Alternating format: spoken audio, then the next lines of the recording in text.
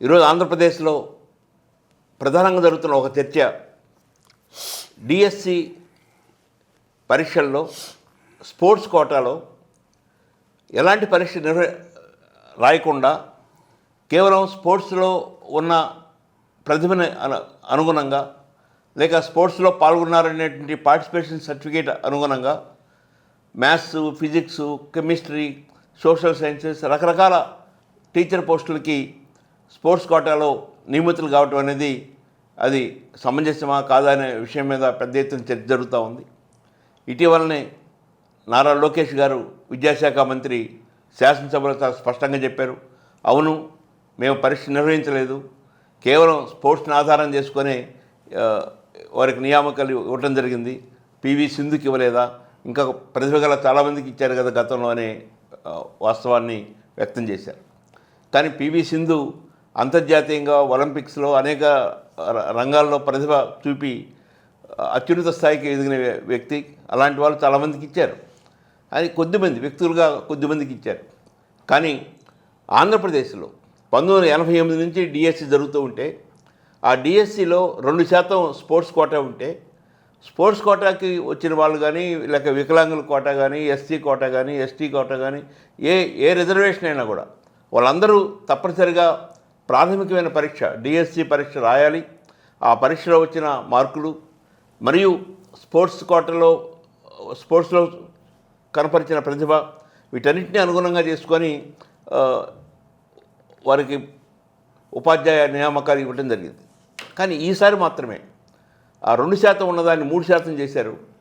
ఆ 3% చేసి వెంటనే పరీక్ష అవసరం లేదు అని ఒక జీవో ఇచ్చి ఆ నియామకాలు పూర్తయిన తర్వాత భవిష్యత్తులో జరిగే డిఎస్సి నియామకాల్లో పరీక్ష తప్పనిసరి అని చెప్పని మరొక జీవో ఇవ్వటం జరిగింది.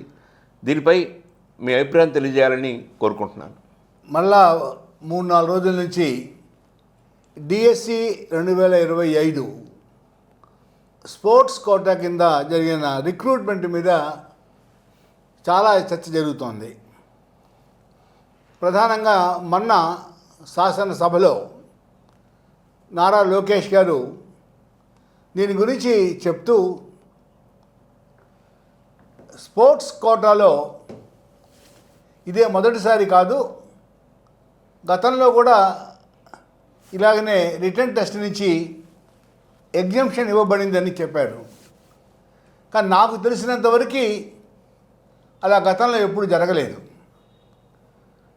ఎవరైనా ఎడ్యుకేషనల్ అడ్మిషన్స్లో కానీ రిక్రూట్మెంట్లో కానీ అందరికీ ఏదైతే అడ్మిషన్ టెస్ట్ ఉన్నదో లేదా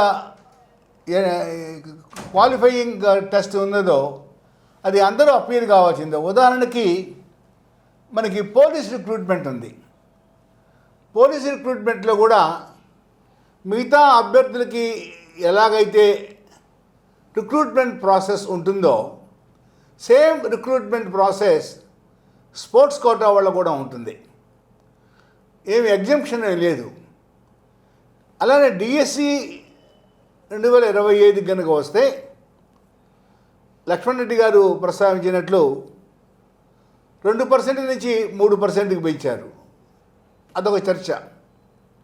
అయితే అది కూడా ఎందుకు చర్చించవలసి వస్తుందంటే ప్రభుత్వం వారు దీన్ని వాళ్ళ ప్రయోజనానికి ఉపయోగించుకుందామనే ఆలోచనతోటే ఈ రిజర్వేషన్ పెంచారా అనేది కూడా ప్రజల్లో చర్చ ఉన్నది. తర్వాత ఎగ్జామినేషన్ అయిపోయిన తర్వాత రిక్రూట్మెంట్ జరిగిపోయిన తర్వాత మరలా భవిష్యత్తులో జరిగే పరీక్షలకి క్వాలిఫైయింగ్ ఎగ్జామినేషన్ రాయాల్సిందే అనే జీవోని తీసుకురావటం చాలా ఆశ్చర్యకరం. బహుశా చేసిన తప్పుని గమనించుకొని సరిదిద్దుకోవటమా లేక ఈ ఒక్క టెస్ట్లోనే వాళ్ళకి కావాల్సిన వాళ్ళని రిక్రూట్ చేసుకోవాలనే ఆలోచన, ఇది ప్రభుత్వం చెప్పాలి. తర్వాత 431 పోస్టులు కేటాయించబడ్డాయి స్పోర్ట్స్ కేటగిరీ కింద.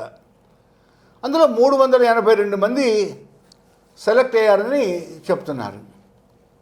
నాకున్న సమాచారం ప్రకారం ఈ 382 మంది వివరాలు పబ్లిక్ డొమైన్లో లేవు. మొదట్లో ఏమైనా పెట్టారేమో, తర్వాత అయితే మాత్రం ఎవరు సెలెక్ట్ అయ్యారనేది ఇన్ఫర్మేషన్ మిగతా అందరిది ఉన్న స్పోర్ట్స్ కేటగిరీ కింద లేదని చెప్పి చెప్తున్నారు. I'm subject to correction. అయితే ఇక్కడ ఒక 3-4 ర్యాలీలు కూడా ఈ ఉద్యోగాల్లో సెలెక్ట్ అయ్యి ఉద్యోగాలు చేసుకుంటున్న వాళ్ళు చేశారు. కానీ ఎక్కడా కూడా ఏ స్పోర్ట్స్ కోటాలో అయితే వివాదం నడుస్తోందో ఈ 382 మందిని పబ్లిక్గా గవర్నమెంట్ ప్రజెంట్ చేయలే.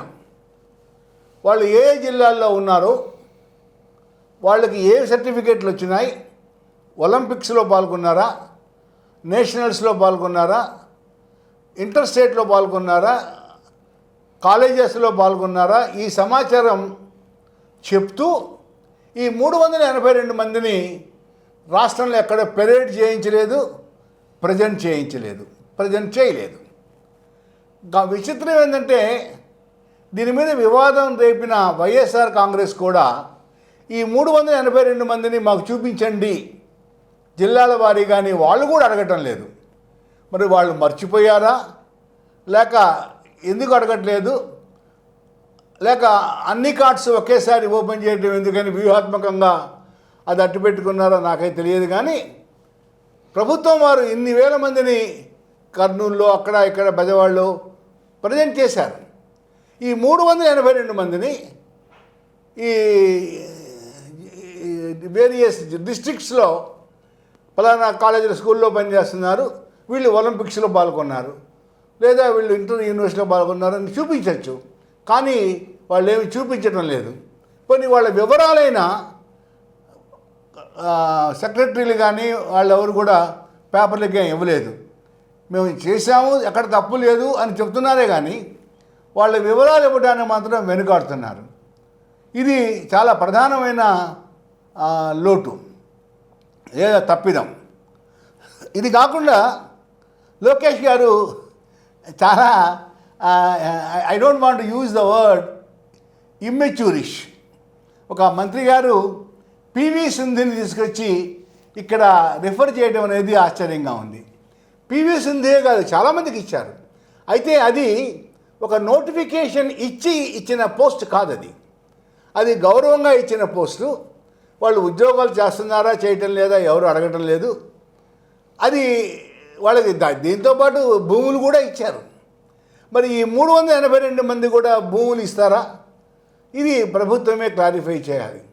మొత్తం మీద ఈ స్పోర్ట్స్ కేటగిరీలో ఏదో అవకతవకలు జరిగాయనే ప్రజల అనుమానాల్ని ప్రభుత్వం కూడా రూఢిగా కన్ఫర్మ్ చేస్తుంది. ఇది సరైన రిక్రూట్మెంట్ కాదు. ఈ 382 మందిని మొత్తం రాష్ట్రంలో ప్రజలకి చూపించాలి, వాళ్ళకు వచ్చిన ఆ సర్టిఫికెట్లు చూపించాలి. అప్పుడే ప్రజలకి అనుమానాలు నివృత్తి అవుతాయని నేను భావిస్తూ ఉన్నాను. చాలా స్పష్టంగా తెలియజేశారు ప్రొఫెసర్ సుబ్రహ్మణ్యం గారు. ప్రధానంగా ఈ 382 మంది ఎవరు, వారికి ఎలాంటి సర్టిఫికేట్స్ ఉన్నాయి, వాళ్ళు క్రీడల్లో పాల్గొన్న సర్టిఫికేట్లు ఉన్నాయా, లేక అంతర్జాతీయంగా జాతీయంగా రాష్ట్రాల మధ్య జరిగిన పోటీల్లో ప్రతిభ కనపరిచిన వాళ్ళ అనేది ప్రజలు తెలుసుకోవాల్సిన అవసరం ఉంది. ఒకప్పుడు కేవలం 29 క్రీడా విభాగాలకే అనుమతి ఇచ్చేవారు ఈ రకమైన సెలక్షన్స్లో. ఆ 29ని ఈరోజు 65 క్రీడా విభాగాలకి వర్తింపజేశారు, బాగా పెంచారు. మరొకటి, ఈ క్రీడల యొక్క సంఘాలకి నాయకత్వం వహిస్తుంది కూడా చాలామంది రాజకీయ నేతలు. ప్రధానంగా ఎవరు అధికారంలో ఉంటే ఆ అధికార పార్టీ నేతలు ఆయా క్రీడల సంఘాలకి నాయకత్వం వహిస్తూ ఉన్నారు. వారే సర్టిఫికేట్లు ఇస్తారు. సో వారి చేతిలోనే సర్టిఫికేట్ తీసుకునే అవకాశం ఈ క్రీడల్లో పాల్గొనే వాళ్ళకి లభిస్తూ ఉంది. దీనివల్ల కూడా ఈ అనుమానాలు మరింత పెరుగుతూ ఉన్నాయి. కేవలం పార్టిసిపేట్ సర్టిఫికేట్స్తోనే సగానికి పైగా ఎక్కువ మంది అపాయింట్ అయ్యారనే విషయం ప్రజల్లో చర్చ జరుగుతూ ఉంది.